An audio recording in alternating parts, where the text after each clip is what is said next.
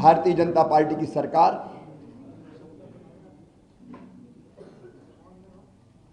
जो तेजी से काम चल रहे हैं उनको पूरा करेगी, लोक कल्याणकारी योजनाओं को लागू करेगी और प्रगति और विकास की दृष्टि से मध्य प्रदेश नई ऊंचाइयां छुएगा। मैं सदैव उनको सहयोग करता रहूंगा, लेकिन आज मेरे मन में एक संतोष का भाव है। 2003 में उमा जी के नेतृत्व में भारी बहुमत से भारतीय जनता पार्टी की सरकार बनी थी और उसी सरकार का नेतृत्व मैंने उमा जी तिरंगा यात्रा और तिरंगा वाला जो हमारा उनका प्रकरण था उसके बाद उन्होंने पद छोड़ा था और फिर श्रीमान गौर साहब के नेतृत्व में सरकार चली, फिर मैंने सरकार संभाली। उमा जी के नेतृत्व में कार्यकर्ताओं के परिश्रम से वो सरकार बनी थी। 2008 में हम फिर सरकार वापस लेके आ पाए जनता के आशीर्वाद से। 2013 में फिर भारतीय जनता पार्टी की सरकार भारी बहुमत से बनी। 2018 में वोट हमें ज्यादा मिले, लेकिन सीटों के गणित में हम पिछड़ गए थे, लेकिन बाद में फिर हमने सरकार बनाई। और आज जब मैं यहां से विदाई ले रहा हूं तो मुझे इस बात का संतोष है कि 2023 में फिर भारी बहुमत से भारतीय जनता पार्टी की सरकार बनी है। मेरा मन आनंद और संतोष से भरा हुआ है। लाखों कार्यकर्ताओं के परिश्रम से, प्रधानमंत्री जी के आशीर्वाद से, उनकी लोकप्रियता के कारण और केंद्र और राज्य की भी कल्याणकारी योजनाओं के कारण, जिसमें लाडली बहना का भी योगदान जबरदस्त है,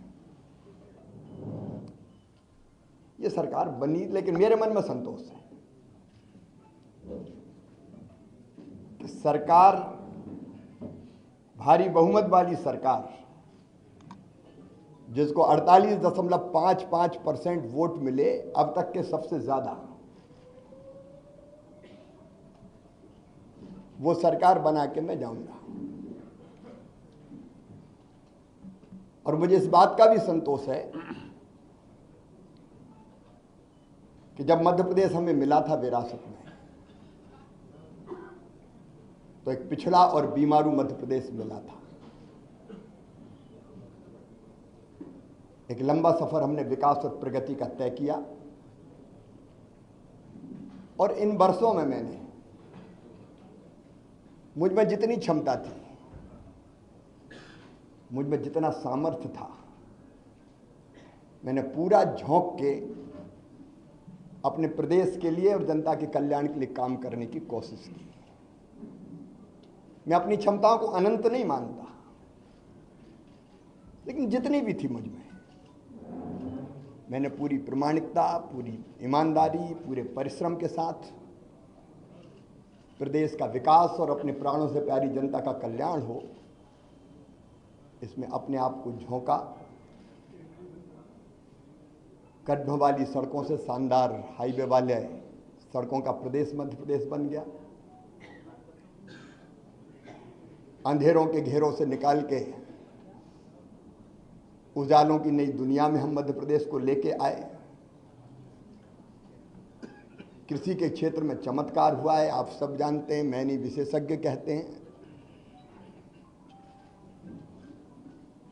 159 लाख मीट्रिक टन से उत्पादन बढ़ के 619 लाख मीट्रिक टन हुआ। एग्रीकल्चर ग्रोथ मध्य प्रदेश की चमत्कृत करने वाली है और वही मध्य प्रदेश की आर्थिक प्रगति का फिर बड़ा कारण बनी। 11,000 रुपया पर कैपिटा इनकम से हम 1,40,000 रुपया तक लेके आ पाए। 71,000 करोड़ की जीएसडीपी को हम बढ़ा के आज 14 लाख करोड़ के पार ले गए। इंडस्ट्रियल ग्रोथ रेट भी हमारी 24% पहुंच गई। और सामान्य शब्दों में अगर मैं सोचता हूं तो भट्ट सुअर से हमारा सफ़र यहाँ शुरू हुआ था, उससे मेट्रो ट्रेन तक का सफ़र हमने तय किया। टपरे वाली आईटीआई से हम ग्लोबल स्किल पार्क तक पहुंचे। मेडिकल कॉलेज नए हो या सीएम राइज स्कूल हो, टूरिज्म के क्षेत्र में काम करना हो या सांस्कृतिक पुनरुत्थान का एक नया दौर प्रारंभ करना हो, जिसमें महाकाल महालोक से लेके देवी लोक और एकात्म धाम जैसे केंद्र स्थापित हुए, ये सारे काम मेरे मन को संतोष देते हैं और लगता है कि हम कुछ सार्थक कर पाए।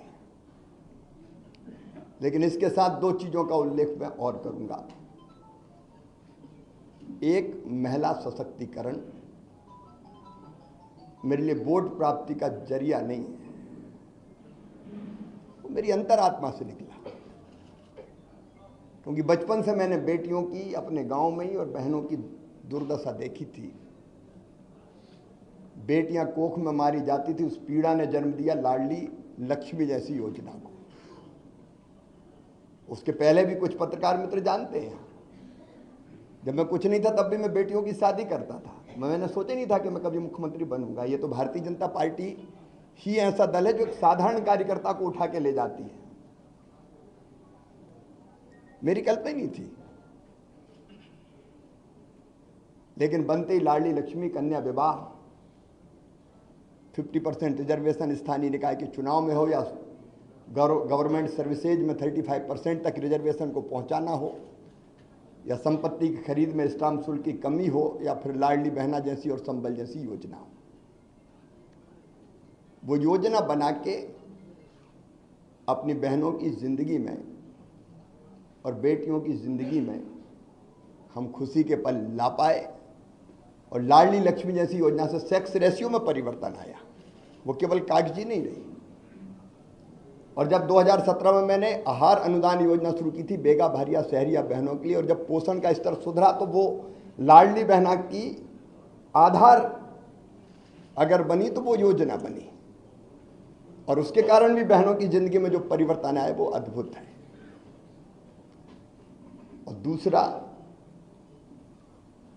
आप देखेंगे खेती के क्षेत्र में केवल सिंचाई ने चमत्कार तो किया ही, लेकिन 0% ब्याज पे कर्जा देने से लेके बोनस जैसी अवधारणा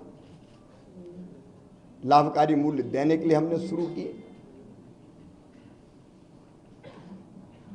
और किसानों के लिए भी हम काफी काम कर पाए। गरीबों के लिए मैं एक एक योजना का नाम नहीं लूंगा, लेकिन अनेकों कल्याणकारी योजना। और पिछला